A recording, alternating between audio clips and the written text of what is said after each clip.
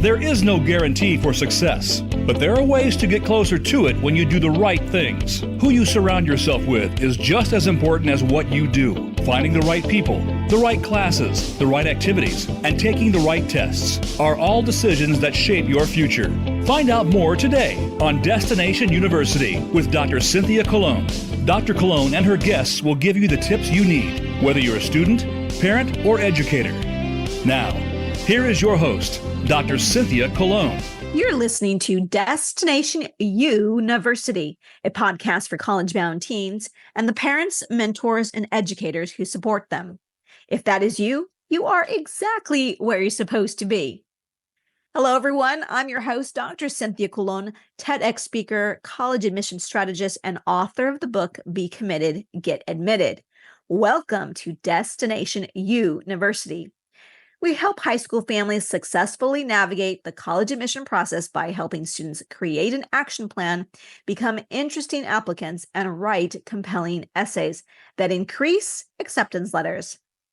As a former admission officer at Vassar College and an elite private school counselor in Los Angeles, I have coached, mentored, guided, and worked directly with over 10,000 students. I know what it takes to get admitted to top 100 colleges.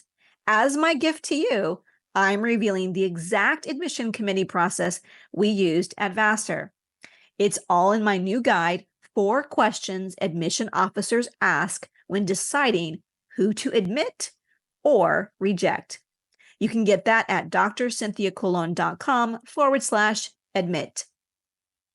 In the guide, I share the 4 questions I used in the 12 minutes I had to review an entire application. I give you the order I read the application, what I was looking for, what I highlighted and took note of. If you've ever wondered what admission officers are looking for and how decisions are made, well, today is your lucky day. Again, go to drcynthiacolon.com/admit. Okay, let's get to today's episode. And just share a few things and answer any questions that maybe didn't get answered. But I'm going to just lean right in because today I don't have as much time as I usually do. And I'm going to share with you if you've been following me, you've heard me talk about the hierarchy of leadership. And if you haven't, I'm going to share with you what we talk about. And it's so amazing. A lot of the things that they talked about today are what I share as well. So which is not unusual. We all say the same thing. So what Mark was talking about at the very beginning, he said to everybody, that there are some that have basically not too much on their resume. Okay. But he said the big number, the majority of applicants will fall somewhere in between what I call level 1 and level 2, school involvement and school leadership. They have things on their resume. They've been involved. It's all good. They have been active in high school, 9th, 10th, 11th, and 12th grade. Okay. So school involvement, I like to believe that pretty much 95% of those who are applying to four-year institutions are involved in some club, organization, sport, or something. School leadership is like being a team captain, editor-in-chief, president, student council, things like that. Or also like you're on the mock trial team and maybe you've won like a regional award or something like that. A coolness factor starts to put you into the category of you're getting to that remarkable resume. And so with the students that we work with privately and semi-privately, we try to at minimum get them to level 3. So a level 3 is a coolness factor is like you have a part-time job, you started an Etsy store, you speak multiple languages, you know every fact and figure there is to know about birds or baseball or whatever.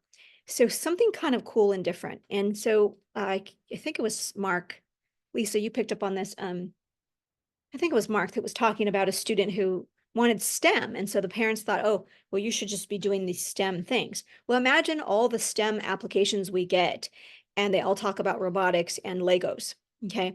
So if you have something completely different that you just naturally love, that you would do, whether someone paid you or gave you a grade, that is your coolness factor. That's something completely different and makes you interesting. So I often say interested students become interesting applicants. That bird girl, she was just interested. She was just naturally interested in birds. And so when you're naturally interested, you become an interesting applicant. She didn't know, and that was not her. She didn't set her sights on how do I become a competitive applicant, but she naturally did. Okay, so that's what sort of Mark was referring to as these remarkable resumes begin even as early as freshman, sophomore year. Then we have impact project level 4 and then level 5. So I'll just explain quickly and then you can ask me a couple questions. Impact project, when I worked at Vassar College, at the top of the application note taking, there was a line that was blank. And if a student was the editor-in-chief, the student body president, or team captain of a major sport at their campus, a Girl Scout Gold Award winner or Eagle Scout, or like curing cancer, some junior Olympian or something, that went at the very top of the page. However, that student body president stuff didn't really work anymore for really competitive colleges. So I took a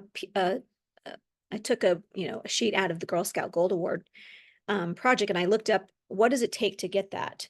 And for a gold award, you need to solve a problem. You need to solve a problem for a community that you're passionate about. And then the third criteria is that you put in 80 hours or more. Okay. So I took that thinking and applied that to private clients that I was working with who had big dreams of these competitive schools, as we were talking about. And so we sort of, do that. So that's what I'm looking for. And that's what I help students, again, private students, kind of unpack. How does that work? What does that look like in your life? For the bird girl, I didn't work with the bird girl. I just like that we're using her as an example. It's going to look like this. For Alexis, it's going to look like, immigration law. For Jonna, it's going to look like interviewing and created a long-standing podcast to interview her peers on issues of race and socioeconomic standing, in the middle of Chicago. For Sienna, it's going to be a bead bag project for kids with cancer. So it's going to look different for each of you. There's no, answer. And then just so you know, that level 4, it's about less than 6% of the population of applicants will even get to that place. So if you can get there, you're like amazing. Intellectual curiosity is about 1%, maybe 2%. If you do an internship, research project, you happen to know or get connected with a professor, or you do a podcast like Alexis did on immigration law, interviewing immigration lawyers on the process and educating others on how to navigate that process.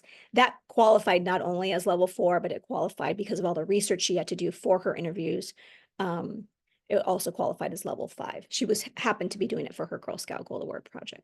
So that's just a couple of examples, but this is a good format. This is what I used to talk about resume. Okay, so I'll pause there and see if there are any further questions. You can just unmute yourself. We're a small group, you guys.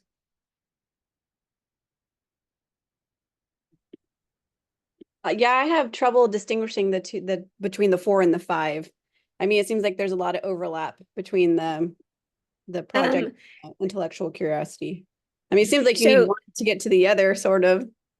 Well, you can. That's a good question. I actually sometimes find more trouble with distinguishing between 3 and 4. But to give you, so I mentioned Sienna really briefly. So Sienna's project, she's at Berkeley now. So Sienna's a great example. So on the chart, Sienna was never going to be a level 2, actually.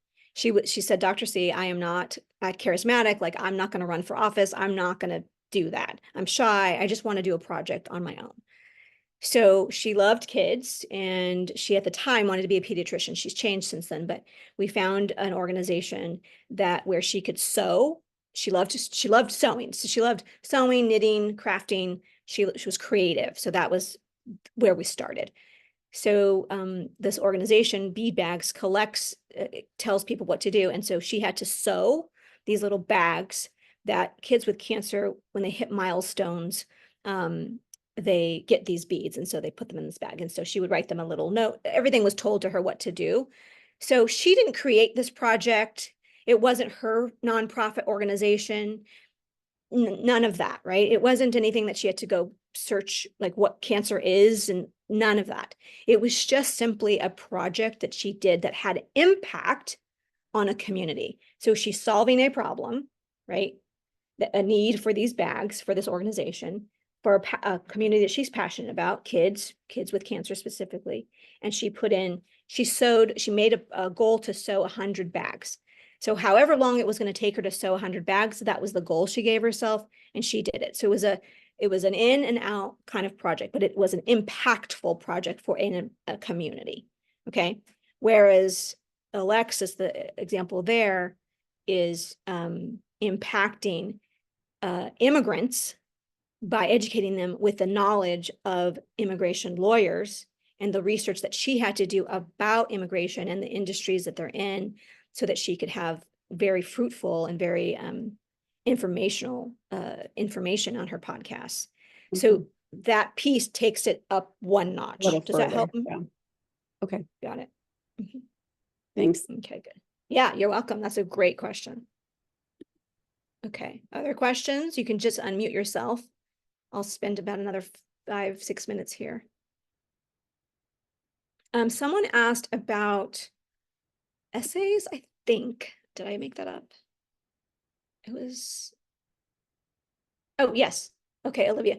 Mark raised a good point. Okay.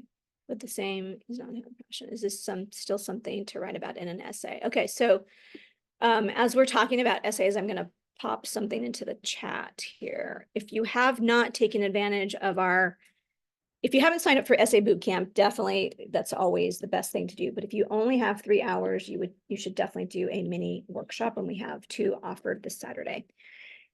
So you guys want to write this down.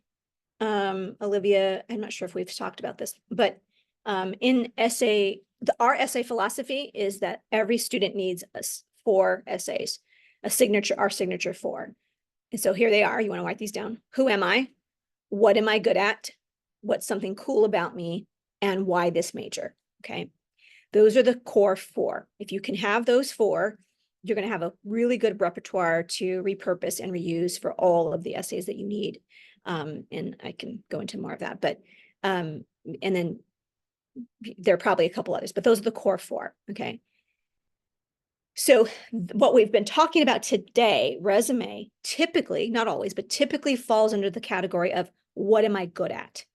That's typically your leadership essay, something that you do really well. It could also be your coolness factor, like the bird girl, that's a coolness factor. Sienna, she talked about her bead bags. I cannot tell you how many admission folks, including USF, wrote her a personal note on her admission letter because that little project that she did, right? She didn't want to go run for student body president. She didn't want that. She just wanted to do something on her own.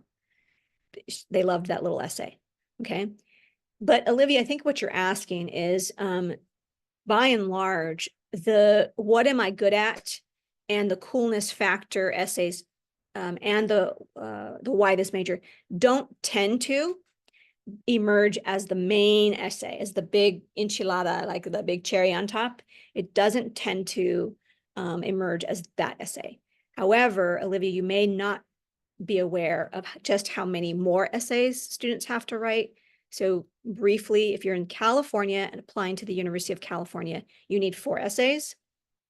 And that's why we give you these core 4. You want to answer those 4. In the common application, most of you will be using, you need 1 personal statement, which is 650 words. And no shorter, I recommend no shorter than 550. And then for every college you apply to using the common application, each college will ask for an additional 1 to 5 more essays. So often students that are not from California ask, why do I need to go to boot camp and write 4 essays? I don't get it. And that's why. So our alumni campers report that they need somewhere between 18 and 48 essays by the time all is said and done. Okay. So do you have to write literally 48 essays? No, not if you come to camp, because we teach you how to repurpose what you have. And then there are about 2 or 3 others. Mark is a private client, so he and I will continue working together past boot camp, because there tend to be, like, you know, with Jonna and Alexis, there was about probably 3 or 4 more, but you have to map it out so that you know what you have to write and what you don't have to write. So you're not literally writing 48 essays. Okay. So was that helpful, Olivia? Yes, thank you very much. I hope you can hear Yeah, me. you're Thank you. welcome. Yeah. Okay, I'll take one last question if anyone has it. Again, I just typed into the chat the link to the mini workshop. It's a 3-hour workshop on Saturday. We're offering 2 different times. Coach Stephanie will be leading that. You students are going to leave with 6 to 10 brainstormed ideas. They will draft probably 2 mini drafts of actual getting words on the page. I mean, hallelujah. And then they will also get live feedback from Coach Stephanie in real time that day. So it's a good kick in the pants to get started. Is that something best when they're rising senior? It is, in my opinion, it's best when they're rising junior, to be honest with you. But we know that most people right now, the time right now is everybody's like, I'm a senior and I haven't started. So we had a junior, we've had a couple of juniors join. We've had a couple juniors join boot camp every year. What happens? I have a kid who did boot camp before her junior year. She's at Duke. Why? Probably because she came to boot camp and she knew exactly what she needed to do. She understood the process ahead of time, like 1,000% ahead of her peers.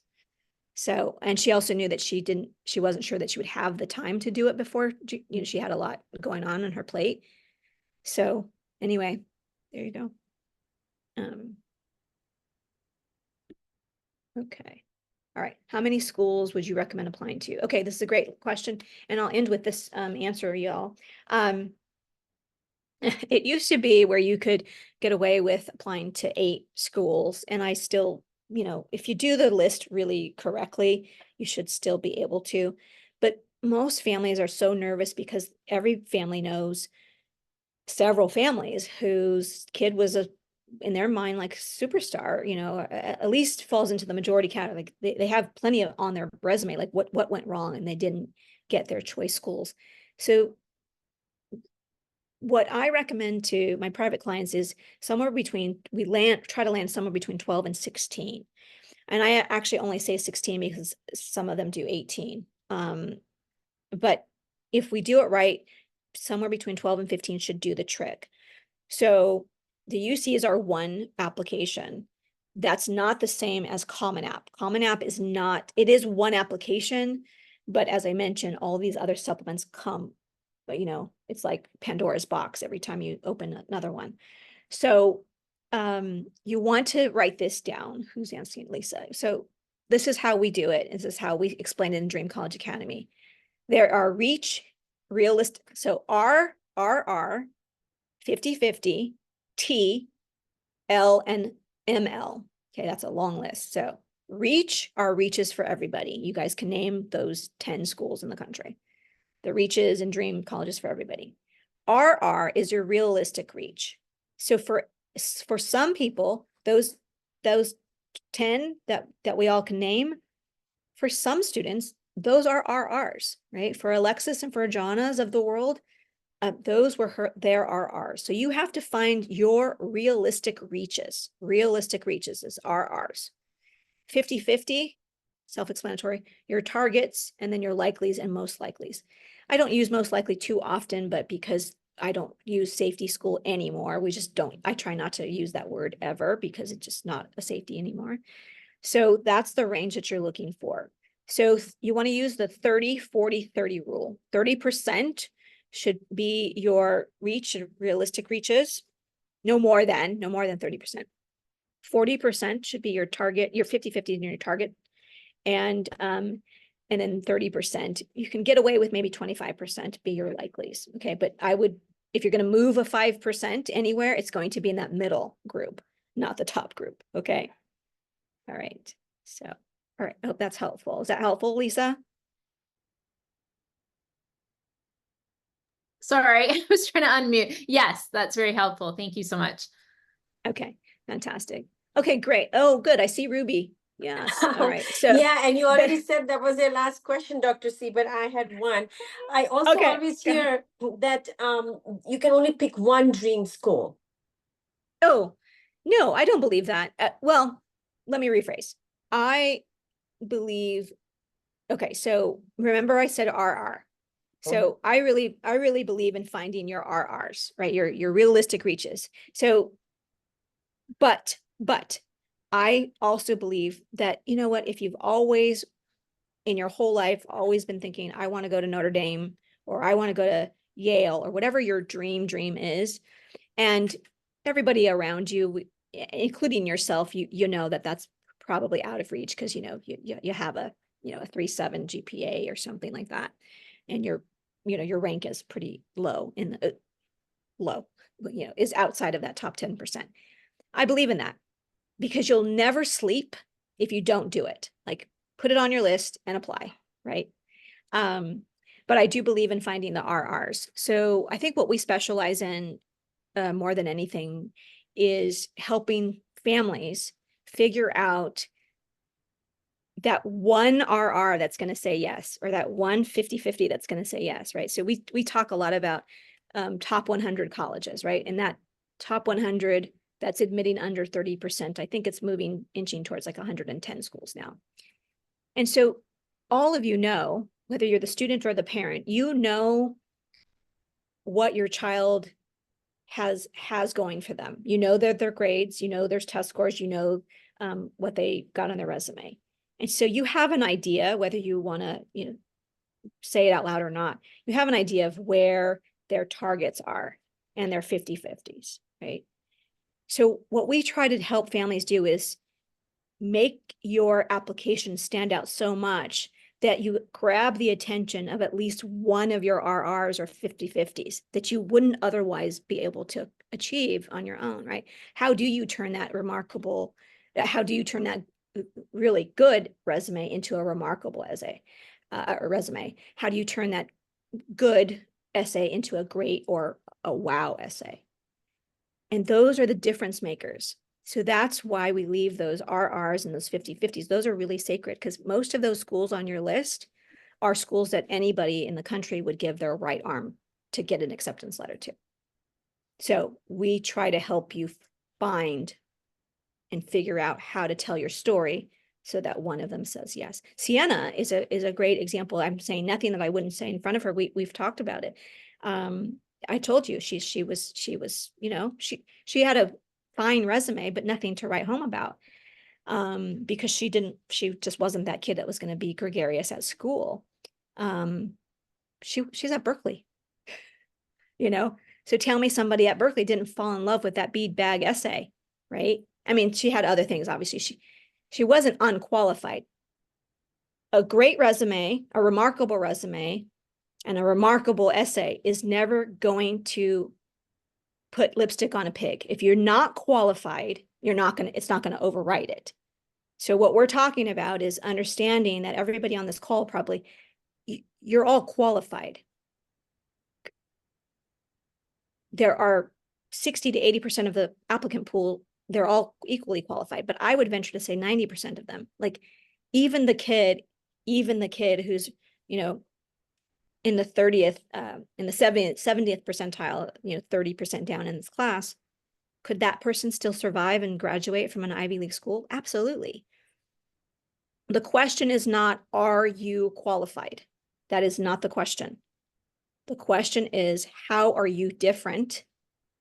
How are you special? Bird lady, or the Yankee, I call my Yankee kid who wants to be the general manager for the Yankees. He lives in San Diego. Like, how are you different? And how are you sharing that story? If you can figure those three things out, you're going to stand out, because most teenagers are not willing to put in all of that work to connect the dots for the reader. If you can connect the dots for the reader, you're going to be better than at least 70% of the pool. So, okay. Hope that was helpful. That's my golden nugget for today. Thank you so much for spending the extra time. Okay, you guys, some of you, be seeing you in SA Boot Camp next week. Some of you, Grace, you've already finished it. That's awesome. Hopefully some of you will sign up. Please let me know if you have any questions. And there you go. Mark, hang on for just a second because we'll schedule our meeting on Saturday. Okay. All right, guys. Bye. Thank you. Thank you so much. You're welcome so much. Here's the truth. For nearly 30 years, I have worked at elite private colleges and/or private high schools. I know what well-resourced families do to ensure college success, and I can tell you, if your child is enrolled at a public or religious high school, chances are she or he is already 5 steps behind. However, today is your lucky day. To get you ahead of your private school peers, I have a gift for you. I'm revealing the exact admission committee process we used at Vassar. It's all in my new guide, 4 questions admission officers ask when deciding who to admit or reject. You can go to drcynthiacolon.com/admit to get your copy. I share the 4 questions I used in the 12 minutes I had to review the entire application. If you've ever wondered what admission officers are looking for and how decisions are actually made, you're not alone. Take action now to get 5 steps ahead and begin increasing those acceptance letters. Again, that's Dr. Cynthia Colon, drcynthiacolon.com/admit. That is all I have for you today, my friends. Thank you for tuning in to Destination University. I'm Dr. Cynthia Colon.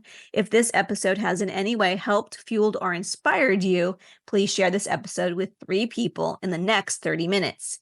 You can subscribe to Destination University wherever you get your podcast. And while you're there, leave us a review. It sure does help a lot. By subscribing and reviewing, you help to grow the community of informed families across the nation. And if you haven't binge listened to our previous seasons, do it. With each episode, you'll learn a new tip, trick, or strategy for success. Start with episode 1, the one word every parent should remove.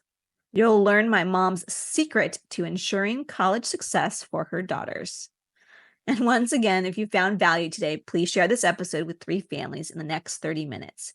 I'll be sure to see you next week, same time, same place. Until then, wherever you are, may you have a happy and sunny day. Bye for now.